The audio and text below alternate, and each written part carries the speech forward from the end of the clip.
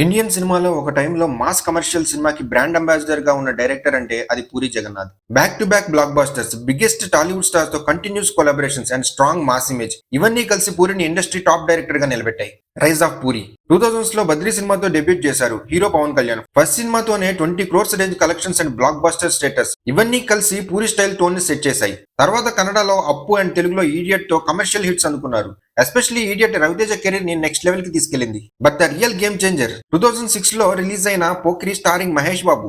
That film was not just a hit, it was a phenomenal. 60 to 70 crores range లో collect చేసి industry records break చేసింది. Pokiri basically మా సినిమాకి new definition ఇచ్చింది. తర్వాత దేశముద్రు అల్లు అర్జున్ కెరీర్ కి టర్నింగ్ పాయింట్ అయింది. చిరుత రామ్ చరణ్ ని డెబ్యూట్ చేసి ఒక స్ట్రాంగ్ ఫౌండేషన్ ని క్రియేట్ చేసింది. బిజినెస్ మ్యాన్ మహేష్ బాబుకి మాస్ కంబ్యాక్ ఇచ్చింది. టెంపర్ జూనియర్ ఎన్టీఆర్ ఇమేజ్ ని కంప్లీట్ గా మార్చేసింది. ఒక ఫేజ్ లో పూరి సినిమా అంటే fast screenplay, attitude, hero characterization, punch dialogues, strong elevation scenes ఇవన్నీ ఆడియన్స్ కి ఫుల్ కిక్ ఇచ్చాయి. మరి డౌన్ ఫాల్ ఎక్కడ స్టార్ట్ అయింది? Same formula over dose.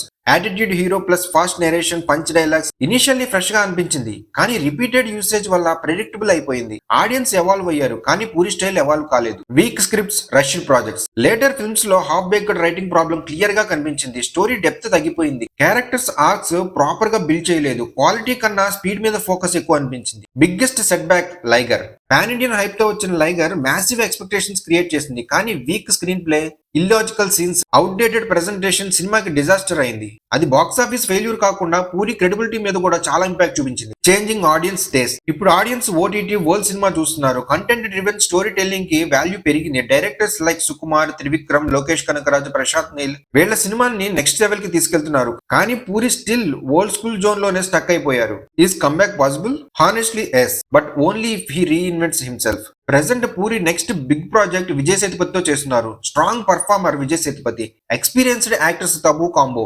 ఇది కంటెంట్ డ్రివెన్ అప్రోచ్ కి సిగ్నల్ ఇస్తుంది. ఎర్లియర్ అనౌన్స్ చేసిన ప్రాజెక్ట్ జనగణమన ఆల్మోస్ట్ ఆగిపోయింది. ఇప్పుడు ఫోకస్ మొత్తం ఈ విజయ్ సేతుపతి సినిమా మీదే ఉంది. పూరి జగన్నాథ్ లో ఇప్పటికీ టాలెంట్ ఉంది. Dialogue writing sense, hero elevation skills, mass pulse understanding ఇవన్నీ పూరి క్వాలిటీస్. కానీ కంబ్యాక్ కోసం strong script development, tight screenplay, modern storytelling, less rush, more preparation ఇవన్నీ compulsory. Pokiri level cult impact మళ్ళీ క్రియేట్ చేయాలి అంటే పూరి కంప్లీట్ గా reinvent అవ్వాలి. Audience ఇప్పుడు బ్లైండ్ గా యాక్సెప్ట్ చేయరు, కంటెంట్ డిమాండ్ చేస్తారు. ఫైనల్ గా చెప్పాలి అంటే Puri adapts current cinematic language, comeback definitely possible అవుతుంది. లేకపోతే స్ట్రగుల్ ఇలాగే కంటిన్యూ అవుతుంది. పూరి జగన్నాథ్ కెరీర్ మీద మీ ఒపీనియన్ ఏంటి? పూరి జగన్నాథ్ కంబ్యాక్ ఇస్తాడని అనుకుంటున్నారా? కమెంట్ చేయండి.